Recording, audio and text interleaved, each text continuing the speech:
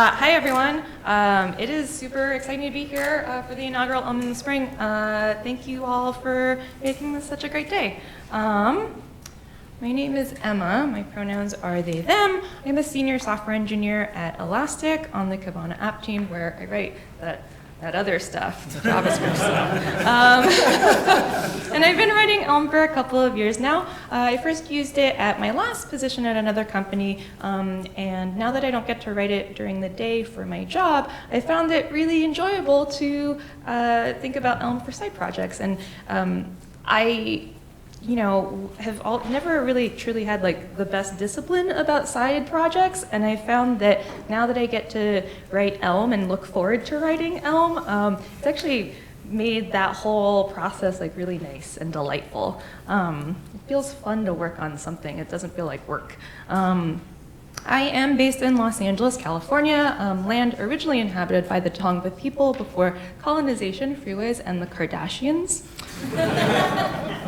And in LA, I co-organize Elm Los Angeles with a couple of really great people, Zach Karuma and Anoop Kishore. And we also just held our first Elm Bridge, which was a day-long workshop introducing beginners to Elm with a focus on creating equitable and fun learning opportunities for people from marginalized and oppressed communities.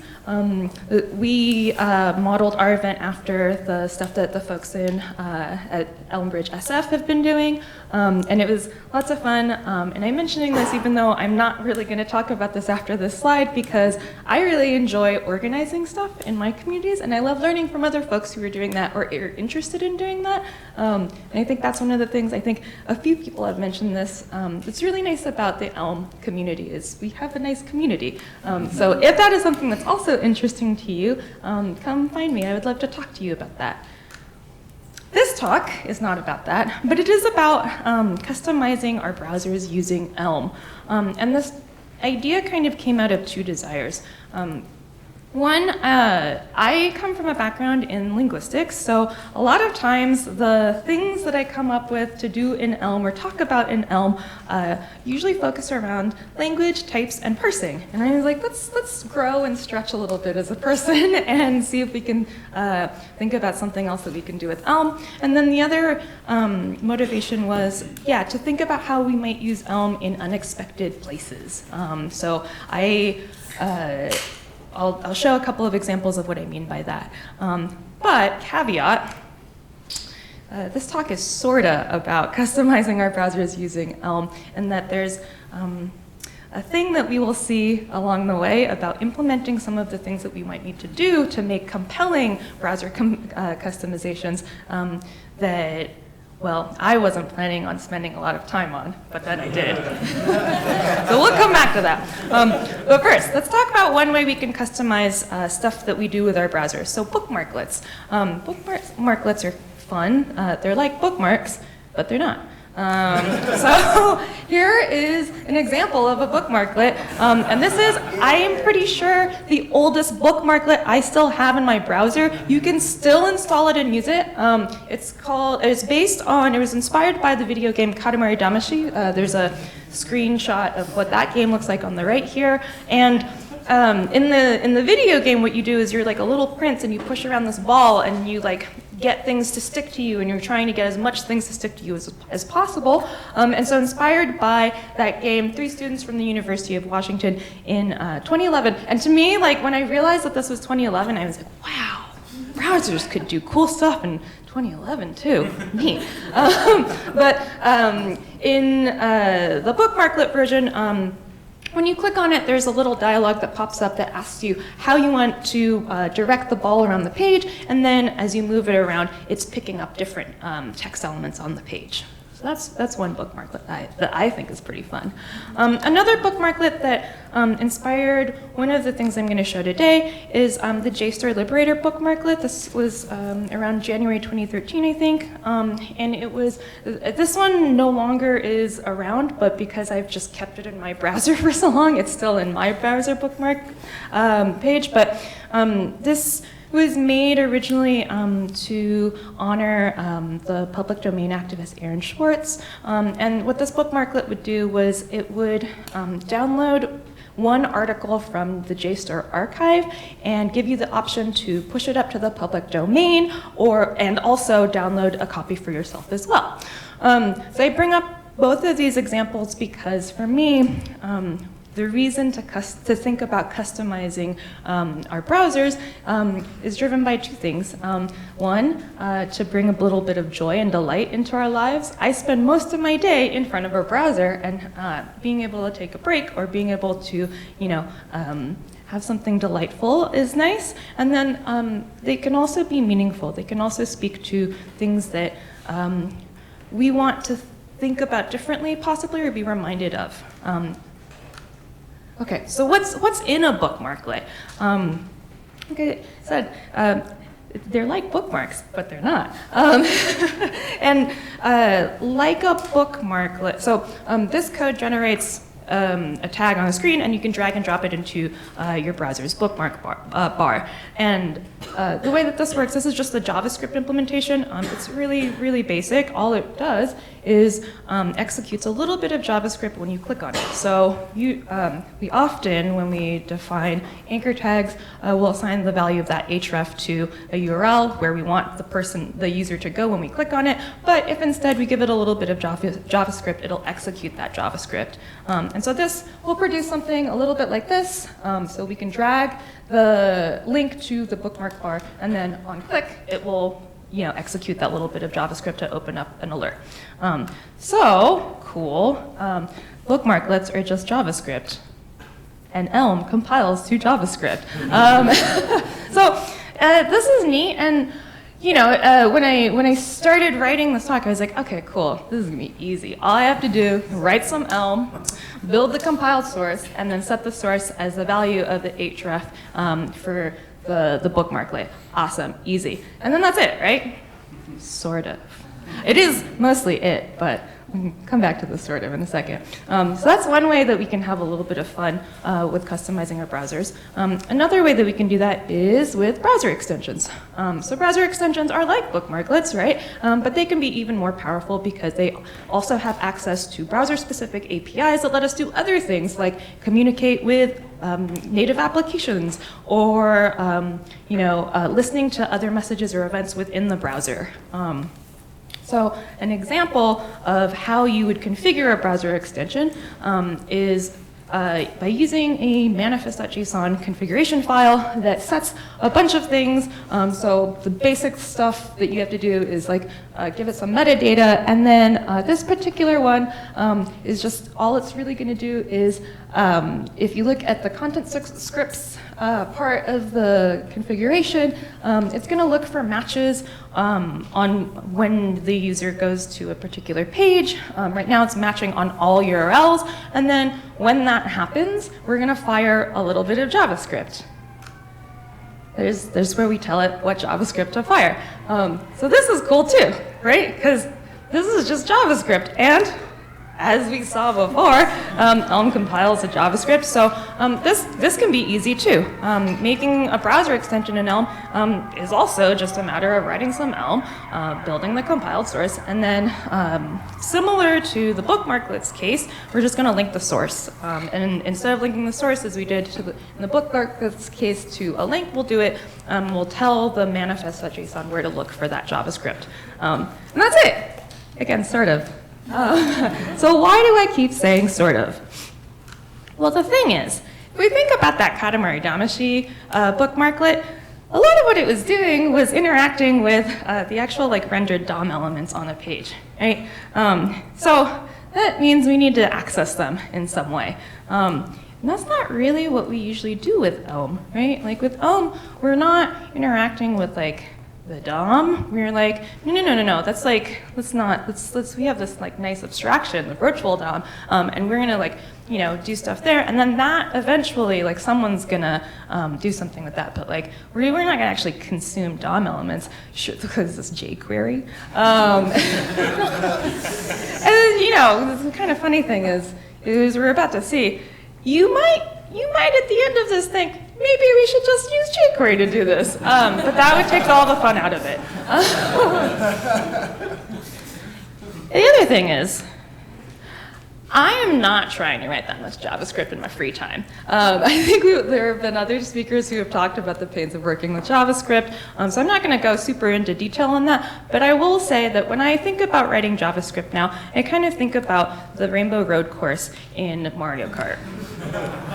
So, you know, like when you first see Rainbow Road, it's like, ooh, shiny, there's so much stuff. It's like, I move like so much faster and like everything's just like flying past me. Oh my gosh, there's like so much to see. There's the music's crazy. Sometimes you're in space. Wow. And then also sometimes in Rainbow Road, what can happen is, you know, like something bad happens and then you fall off of the course and then like you've gone way too far, way too fast in the wrong direction. And then like you have to wait for the Koopa to like pick you up and put you back on the course. That whole time, could have been not doing that. So I'm not trying to write JavaScript, is what I'm saying. But how do we solve this problem then, right?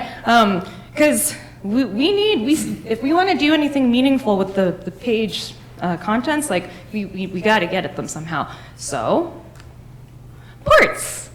Kinda. So parts will let us communicate between the DOM elements on the screen. We'll write a little bit of JavaScript, and then we'll pass that along to Elm, and then have Elm handle the rest from there. So that might look a little bit something like this. So this is the JavaScript side. Let's say we just grab everything that's in the body, and then we'll assign that to a variable, and then that'll go, we'll pass that on through the port back to Elm, and then, you know, once we've gotten the contents, we don't really need it anymore in the like actual DOM, so then we'll get rid of all the children, and then we'll set up our Elm app, and then we have a port somewhere, and then we can pass the content, the page contents, back into Elm. And that's cool, that'll get us sorta there, right? The problem is that when we pass this into Elm, let's see. Okay, so, oh yeah, wait. Whoa, there's a slide missing. Panic. That's fine. These butterfly keys, I swear. So many slides. So there's an intermediary slide that showed the actual like port setup. I defined a port called getDocumentBody, and then we subscribe to it, and then in our update function, we can grab the body and then do something with it. Right? You probably want to throw it in the model. But we have to do something else. We have to parse it, because when it comes into Elm right now, body is a string. It's like all of the page contents represented as a string, which is kind of useless if we're trying to do anything interesting. We need to get the string represented in a way that like Elm can understand this and actually like interact with it in the virtual DOM. Oh, like I wasn't trying to talk about parsers, right? But my first step was to be like, surely I am not the only person that's been trying to parse HTML in Elm, and I'm not. Yay! This is a lovely package by Hector Ramon, called HTML Parser. It uses Elm Parser to do all of the parsing, and you give it a string, and it returns a result. If it's succeeded, you get a list of nodes that you can then also pass on to a utility function that will transform those nodes into like virtual DOM elements. And if it fails, you get some information about the failure. Cool. All right. So now we can write our parse body function. We're going to call HTMLParser.run on the raw string, and then if it succeeds, we'll get some nodes back, and then we'll use this utility function to then render the nodes as virtual DOM elements, and then we can do whatever we want from here with them. Cool. Let's see what that looks like. Now window management task 2 becomes interesting. Cool. That worked way better than I thought it would. Okay. Let's say I'm on this random Wikipedia page. Because I'm trying to read about the movie Crash. And let me just make sure. Cool. All right. So at the very top here, the choice to not mirror is now, okay. Hold on. Okay.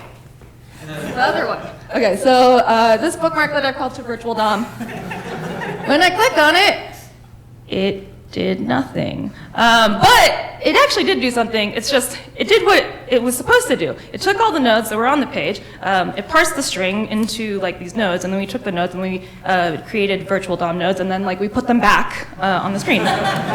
So it did what it was supposed to do. It just also did nothing.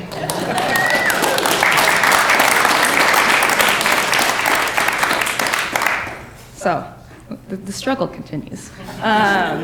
Oh, and then that became interesting because there we go, cool. Where's one else? There, cool. All right, so let's say we wanted to do something a little bit special with the elements on the screen. Let's say, for example, we wanted to do some like text replacement and we wanted to mark up some of the text. As I was thinking of an example for like how I might want to replace text on a screen, the AP style book gave me a really great idea. So this is a thing that's been happening in American journalism for a while, I guess, where, and increasingly so, where instead of actually using the words that we mean, like racist and racism, to refer to things that are racist and reflective of racism, people and journalists have been using the term racially charged, racially motivated, and my favorite, racially tinged. Tinge of racism. So the AP style book, they were like, hey, don't do that. Use the words to, like language means stuff. Let's use the right terms for the things that we mean. When something racist happens, let's call it actually racist. Hopefully, people start abiding by these guidelines, but even if all of the journalists around the world and all of the publications that publish their stories did that, that doesn't cover other uses or other places where people publish words online, right? Which takes us to the plot synopsis for the movie Crash. So if you'll notice, in the very first paragraph, there's a mention of of racially charged insults. And so what I wanted to do is I wanted to think about ways that I might be able to pick out pieces of text. It could be this, it could be other stuff, and then be able to modify in some way, maybe be able to interact with it. In the case of Wikipedia, what might be interesting is being able to highlight these instances and then say, automate like on click, opening up like an edit window or something like that. But to do any of this, right, we need right now, like we can't do that because all we're doing is like, we're taking the string, turn it into a bunch of nodes, we're rendering them, or we're converting them to virtual DOM nodes, and then like we're passing them back to be rendered. And we could search for the terms, but like where would we do that? And it turns out to do that, we have to do some parsing. So this is a talk about customizing our browsers using Elm. It is. But if we want to engage meaningfully with the rendered page contents, well, we're going to have to also parse that stuff a little bit and then supply customized behaviors based on how we're parsing things. So the nice thing is that HTML parser package that I mentioned laid a lot of great foundation for how we might approach doing this. So this is from the actual source code for that package. And what we are seeing here are two of the functions that play a big role in the parsing of a string representing HTML and then converting it to the node representation. So the run function takes a string. If it's empty, it gives us an empty list, great. If it's not, what it's going to do is it's going to call the Elm parser's run function, and then this one or more function is a helper utility that basically calls parser.loop and then looks for nodes in that string. The nodes that are defined in HTML parser right now are text, comment, and element. That gets us a lot. Text, comments, and then elements are all of the different element types. For this example, we're just going to look at text, but you could also think about doing applying these same techniques of applying custom parsers here to also elements. Let's say we want to, on a click of our bookmarklet, convert all of the image tags to show pictures of cats instead, because we don't want to look at anything else. Sure. So if we want to do that, we might want to apply a custom parser to the element parser. The one or more function, like I mentioned, it runs parser.loop and then looks for a successful parsing of the input string. If we call success, then we'll call parser succeed. And then if we run into problems, then parser problem will give us an idea of what might have gone wrong. And then diving in a little bit more, this is the parser for the text nodes. And the way that this is implemented in the HTML parser library is their parser looks for a match of one of these. It's going to go in order. So the first thing it's going to look for is it's going to look for just a string. So what get chomped string is it will return the list of characters that have been chomped. And then again, this chomp one or more is the library's like internal helper method of telling the parser to keep chomping until it hits one of these other strings. So if you hit a left angle bracket, you've probably come up against another HTML element, so let's stop chomping. And then if you've hit ampersand, this is probably going to be a special character and not just text, right? And then character reference is a list of the characters that might be referred to here. Once we do that, then this one or more helper method just says, did we get anything out of this? If we did, great. Let's try and return some kind of representation of this, and if we didn't, then we'll say that we weren't successful in being able to do this. Then finally, we take that list of characters, and then we send it to parser.map, and then in the original implementation, we're taking those characters and then we're joining them, and then all of that gets sent to we create like a text node out of that. So if we had, a sentence like, there's an elephant in the room, it will concatenate that into like as a string that says there's an elephant in the room, and then return the text node for that. So the nice thing is, this is a nice place where we might be able to apply some of that custom parsing that we might want to do. So instead of having this just create the text node itself, I've created this like helper function called parse text node, and what this function is going to do is lost another slide. All right. So what this function is going to do is it's going to further parse that string and say, do you contain a dangerous euphemism or whatever string you want to capture? And then, if it doesn't, then we'll just render it as a text node as normal. But if it does, then we'll call this function create replacement node, which actually creates an element node instead of a text node, and that element node has two children. The first one has the original source string, because we might want to see it, we might want to represent it in some way, and then the second child is the replacement node, so if we want to replace that term with something else, we can also do that here. Again, we might think of like other things we might want to do here. We could pass these messages and be able to like interact with them as well, right? But right now we're just going to replace some stuff and do some styling. So what does that look like? Neat. Okay. So let's see. Cool. So if we scroll down, and I'm going to make this a little bit bigger. All right. So this is that plot synopsis. And if we look, there's that instance of racially charged insults that we were like, I at least want to know that that string is there, and then maybe we can decide if this is substitutable for the term that we want. So there's this other bookmarklet that is very small and tiny, and if we click on that, so we scrolled back up to the top, by the way, because we replaced the body, right? So we got rid of everything, so there, for a moment, there was nothing on the page. If we scroll back down, there we go.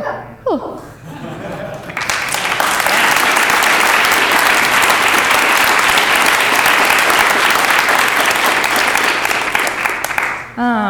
Cool. Okay, so it turns out making a custom browser thing, whether that is a bookmarklet or an extension, is more or less what we thought it was going to. We more or less followed the steps. It's just we introduced this other part, right?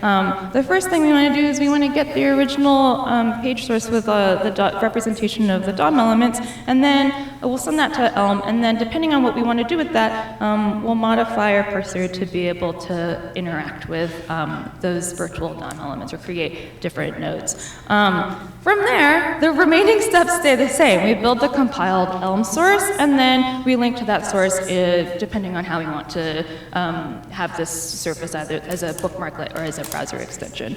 And that's actually really it. I got to this place where I was like, I was not trying to talk about parsers. I was not trying to talk about language. But increasingly, I'm starting to think that maybe everything is kind of a parsing problem, and just embrace that. So some future aspirations of where to go with this. So this was a pretty simple example, and I only even barely touched on the browser extension stuff. And part of that is because I have found for browser extensions, that manifest.json file, there are a lot of, right now, when you define it in JavaScript, there are a lot of very possible impossible states. One thing that I think is very weird is that like the version, there's a version property and its value must always be 2. Is it possible to supply that a different number? Yes. Will it work if you do that? No. So I would like for that to not be a barrier of entry to be able to customize, to build your own custom browser extensions. So one thing that I've been thinking about is being able to just generate those configuration files using Elm. Another thing that I really glossed over, you may have noticed that I originally was calling out the New York Times' usage of language, but I did not show the bookmarklet applying that page. So the HTML parser implementation is like super awesome. There are a couple of really tricky things. So one thing is inline script tags are kind of messy to work with. And any page that has like a bunch of like add stuff, all of that, like that just ends up being something that you run into. So I'm trying to think about how to deal with that stuff. And then another thing that I'd like to think about is how to provide further abstractions for that replacement functionality.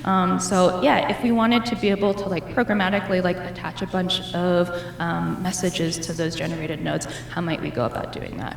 And then finally, the parser.problem feedback that we're getting from HTML parser right now is a little scant, and I think we could improve on that a little bit further. So the nice thing is that right now we will get like line, or we will get row and column information for like when there's a character missing or when we run across something that was unexpected. But I think there might be a way to improve on that even more. Some of the inspirations and resources that went into understanding a lot of this stuff for me, like I mentioned, the HTML parser package from Hector Ramon, the Elm parser package, and then also Teresa's demystifying parsers talk is excellent. I really did not go into parsers that much, right? I really only just complained about them and then showed how we can maybe like tweak some stuff here and there. For a much deeper dive, I really recommend that talk. And then finally, some acknowledgements. An acknowledgement for the indigenous stewards of the land that we're all on right now, and then also the Elm in the Spring organizers and volunteers. This has been a very lovely day, and I've really enjoyed meeting everyone and being able to be here. So thank you all for the hard work that we've put into making this possible. And then also, of course, all of the other amazing speakers. It was really hard to go third to last on a day with so many good talks and speakers. But thank you for all that. And then, yeah, everyone in the Elm community, I think when we say that this is a really great community, I think like that's true. I think everyone probably says that about the communities they belong to, but I think it's really true about this one. So that includes all of y'all in the audience. Thank you for being awesome and participating. That's me.